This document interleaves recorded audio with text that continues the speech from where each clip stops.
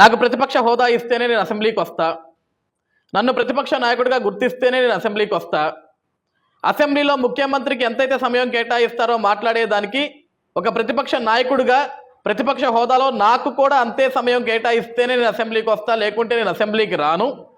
నేను తాడేపల్లి ఇంట్లో కూర్చొని పత్రికా సమావేశం పెట్టి మీడియా ద్వారా నేను ప్రశ్నలు వేస్తా, ఆ ప్రశ్నలకి కూటమి ప్రభుత్వం అసెంబ్లీలో కూర్చొని సమాధానం చెప్తే చాలు. నేను ప్రశ్నలు వేయడానికి అసెంబ్లీకే పోవాలా ఏంటి? నలుగురు మీడియా వాళ్ళని పిలుచుకొని ఇంట్లో కూర్చొని మీడియా సమావేశం పెడితే చాలు, నేను అడగాల్సిన ప్రశ్న ప్రజల్లోకి వెళ్ళొద్ది. గతంలో ఈ మాటలన్నీ జగన్మోహన్ రెడ్డి మాట్లాడిన మాటలు.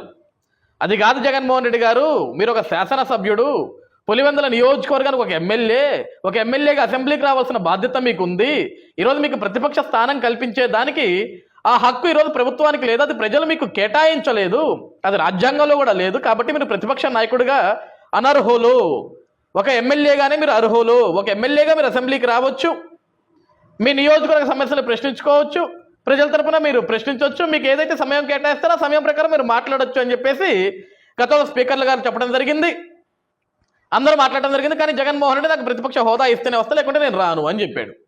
కానీ ఈరోజు బిగ్ ట్విస్ట్ ఏంటంటే ఈ నెల 24వ తారీఖు రేపు సోమవారం జరగనున్న అసెంబ్లీ సమావేశాలు, ప్రారంభమవునున్న అసెంబ్లీ సమావేశాలు, బడ్జెట్ సమావేశాలకి జగన్మోహన్ రెడ్డి గారు హాజరవనున్నారు. ఇది నిజమే.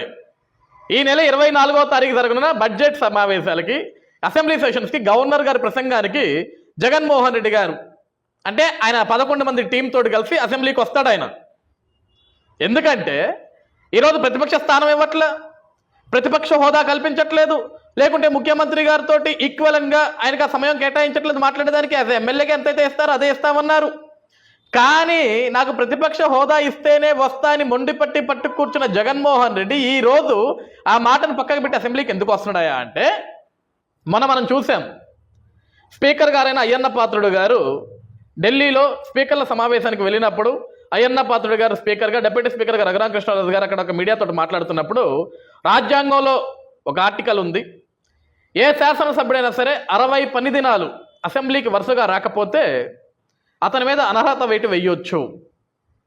ఈ మాట జగన్మోహన్ రెడ్డి గుర్తొచ్చింది.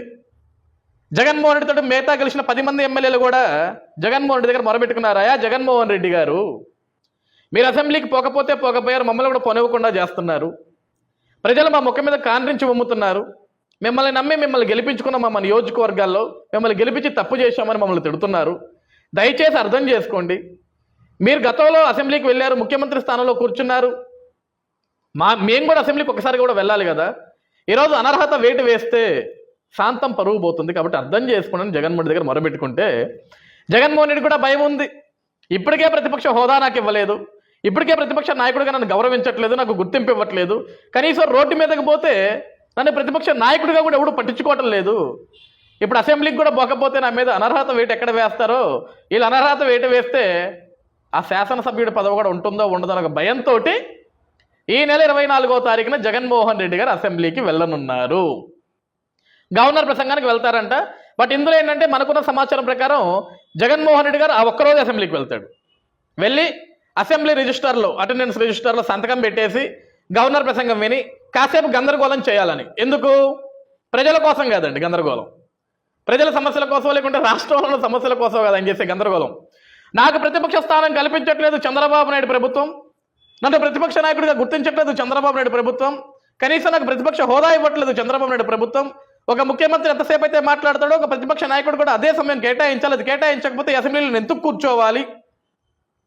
మొన్న నేను మిర్చి ఆడకపోతే కనీసం నాకు పోలీస్ భద్రత ఇవ్వలేదు, ఒక ప్రతిపక్ష నాయకుడికి ఇవ్వాల్సిన బందోబస్తు కూడా నాకు ఇవ్వలేదు, కాబట్టి నన్ను ప్రతిపక్ష నాయకుడిగా గుర్తిస్తారా గుర్తించరా, ఈ విషయాల మీద గందరగోళం సృష్టించడానికే రేపు 24వ తారీఖు జగన్ అసెంబ్లీకి వెళ్తున్నాడు. మొదటి కారణం ఏంటంటే ఎక్కడ అనర్హత వేటు పడుద్దో ఒక భయం.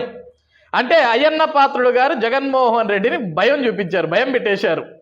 జగన్ నువ్వు రాకపోతే నాకు పోయేదేమీ లేదు, ఆ ఉన్న పదవి కూడా పోతుంది నీకే, కాబట్టి అది మదిలో పుట్టుకొని నువ్వు అసెంబ్లీకి వస్తే నీకే మంచిది, రాకపోతే అది నీ కర్మ అన్నట్లుగా ఆ రోజు అయ్యన్న పాత్రుడు గారు చెప్పారు. కాబట్టి అయ్యన్న పాత్రుడు గారి మాటలకి కొంచెం జగన్ ఎక్కడో జంకాడు.